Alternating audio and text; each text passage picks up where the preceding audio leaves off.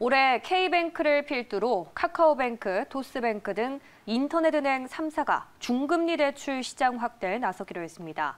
그동안에도 인터넷은행은 시중은행보다 이자 장사에 몰두해왔다는 점에서 비난의 목소리가 나오고 있습니다. 이용재 기자의 보도입니다.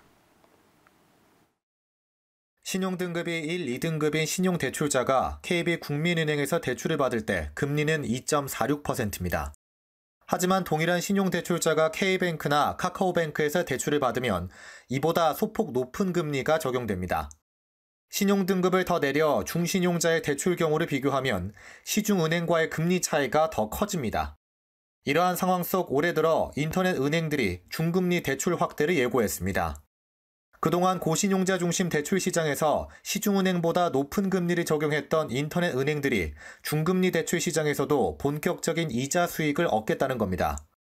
먼저 K뱅크는 오늘 제2금융권 대출 상품을 소개하는 연계대출 서비스를 시작해 중저신용 고객 모시기에 나섰습니다. 서비스를 이용해 대출을 받으면 중도 상환 수수료가 면제되고 최대 1%의 금리 혜택도 제공됩니다.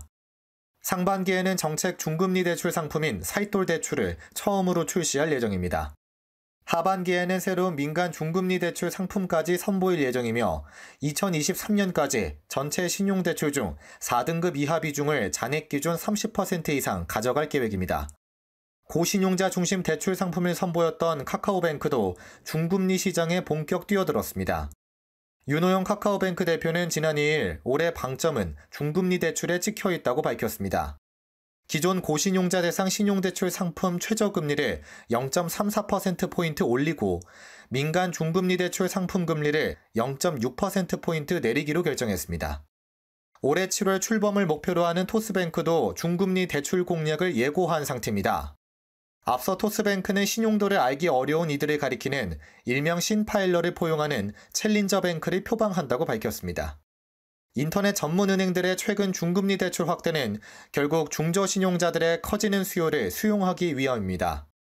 최근에는 금리, 저금리 상태잖아요. 그렇게 되면 앞에 고신용 쪽으로 많이 몰릴 수 있거든요. 그리고 이제 법정 최고금리 인하가 또 되고 그러면서도 중신용자들이 가야 될 곳이 별로 없어지는 상태가 돼요.